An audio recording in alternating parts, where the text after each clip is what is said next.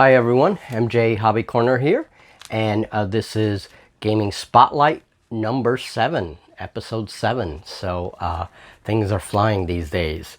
So for today, I have an interesting little rule book on the Spotlight that I'd like to talk about. And first and foremost, I want to welcome new subscribers. Thank you for coming on board.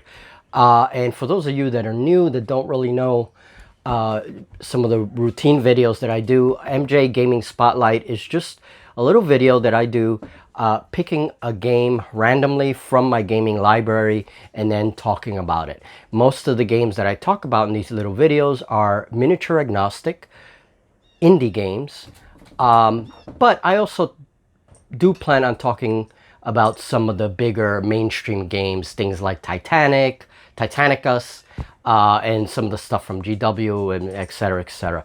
But that would be in the future. For the most part, these videos are about indie games, and that's what I really like to talk about. So it's a basic overview of the game, not an in-depth analysis, no stratagems, nothing like that, unless of course it's a game that I'm very experienced with.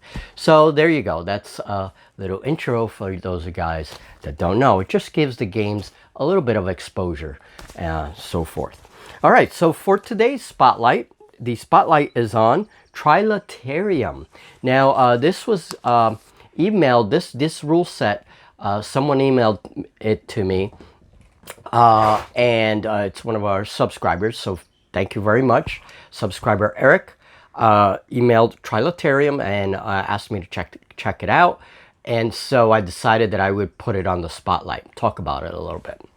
So Trilaterium is by Timothy W. Colonna, Stacy L. Colonna. It is about 47 pages, not big at all. It's a small book. Well written, not complex at all. The tables are simple. It's well written and also interesting. It has an interesting mechanic. It's an easy read. So the book is divided into several sections, like 6 or 7 sections, and then it goes through the rules according to those sections. Now, most of the book, as you would probably guess, is more about the army lists, the scenarios, you know, things like that. So really short rule set. Phases, not complicated, pretty good.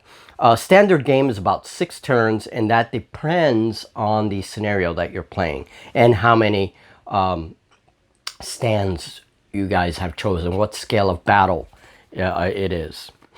Okay, the game is based on objectives, which is cool because I do like having objectives to go after, you know, in the game. It makes it more interesting.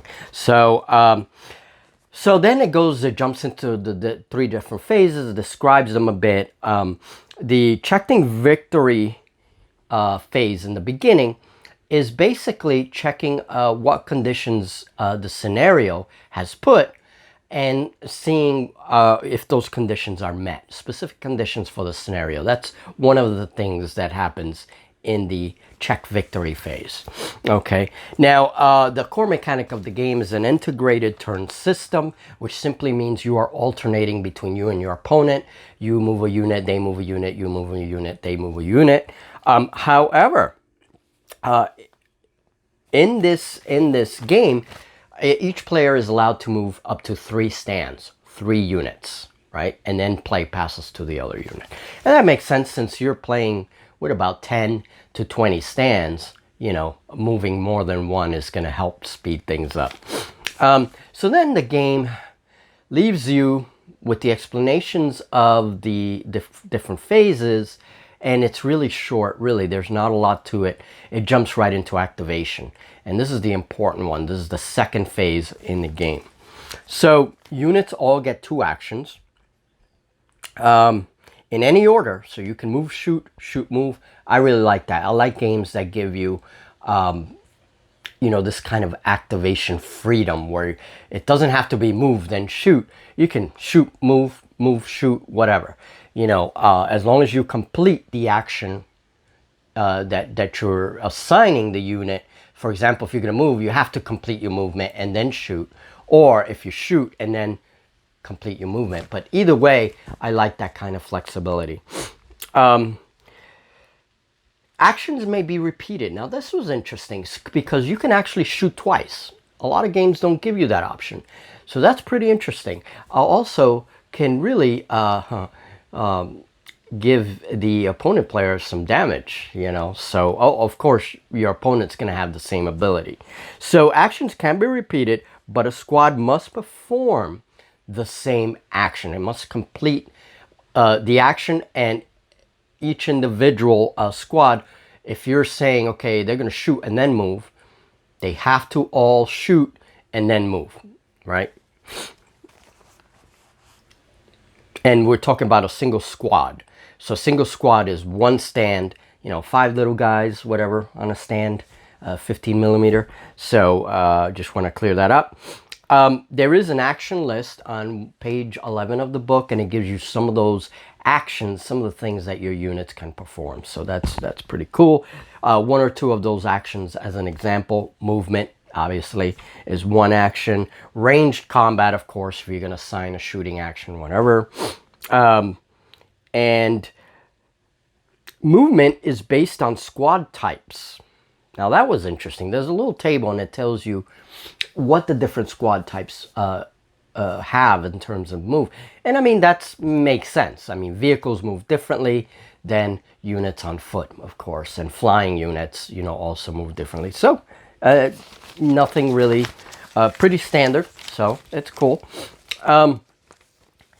Now this so one thing that they throw into this section of activation rules and things like that is that it goes into terrain. There's some terrain rules to explain what is covered terrain, you know, rough ground, that kind of thing. So cool. We do have flying units, as I said before. Now, for ranged combat, units have a weapon entry. This is part of the core mechanic. And this is the thing. This is a simple rule set, but there's some depth to it. Adding a weapons entry, that is separating the weapons, giving them extra little abilities and things, really adds some flavor to each of your guys. So, so ranged units have a weapon entry, which gives you the number of attack dice. That's how you determine how many dice you're going to use. Remember, this is a D8 system. And you have to roll equal to your target's defense. Now, these are not opposing rolls the way I see it. These are basically, you have a defense, a target number, and you have to roll equal to or over that target number, okay? However, the opponent does get armor rolls, I believe. So there's a simple table with modifiers. Hits may be rolled again. As I said, you can roll things over, and then you can roll them again until either you miss or you get a 1. Ones can be a bad thing in this game. There's a table that tells you what happens if you roll a 1. It kind of jumps over to, after it's described some of the things with combat. Remember, I'm skimming through these sections. I'm not giving you everything that the section in detail goes into. So one of the next things that it starts to describe is firefights. Firefights are what the game calls close combat. Okay, because fire units involved in a firefight are still shooting with pistols and things like that. So units may charge. You have the ability to charge in this game. And a defender that hasn't yet activated the target unit of the charge, they have the ability to shoot before that unit comes to them. So that's one of the things about the mechanic that's interesting. So an unactivated defender may shoot at the charging unit before it hits them.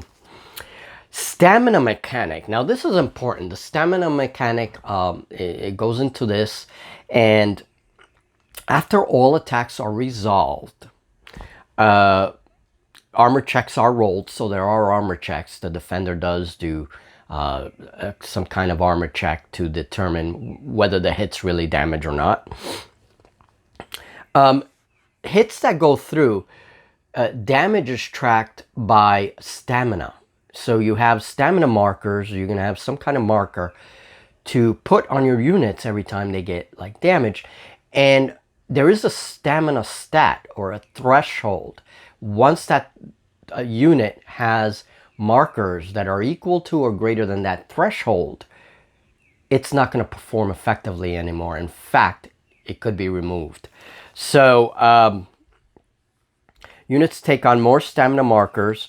They will find it harder to be effective with the more stamina markers it has on it.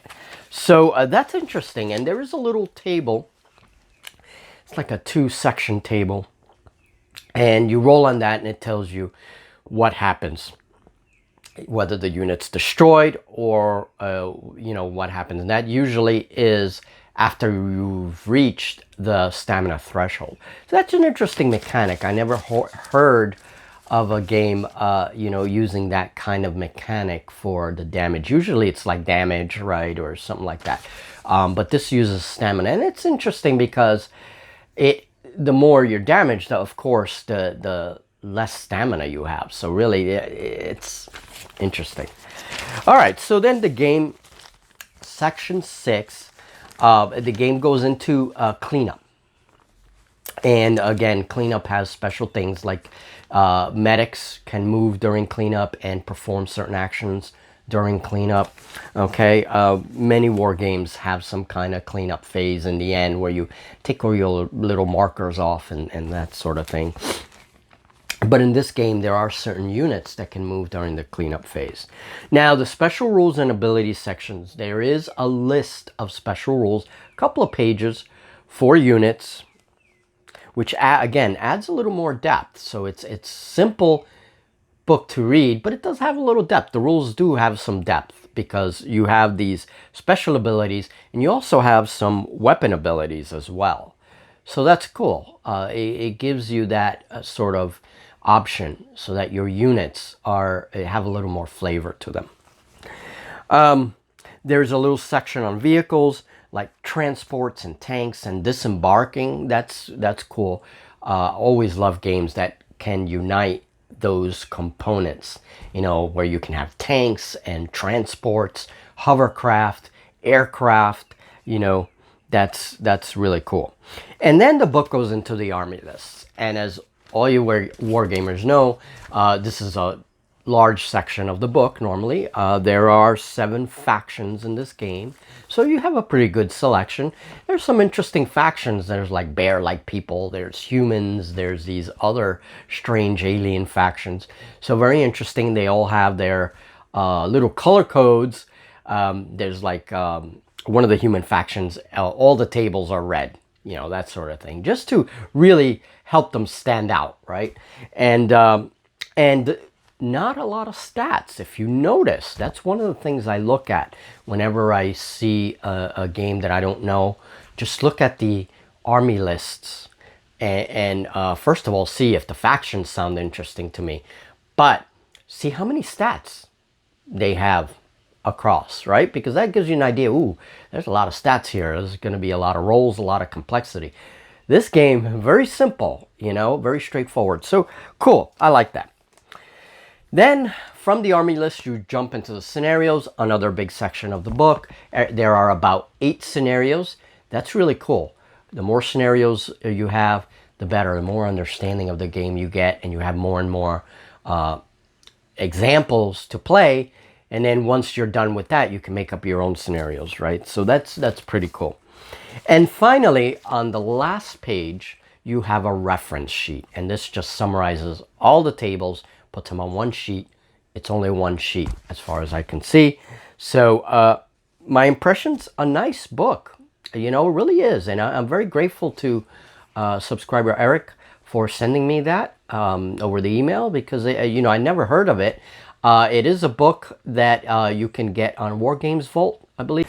So when I was doing research for Trilaterium, just to get my bearings for this video, I checked out the Stan Johansen line of miniatures.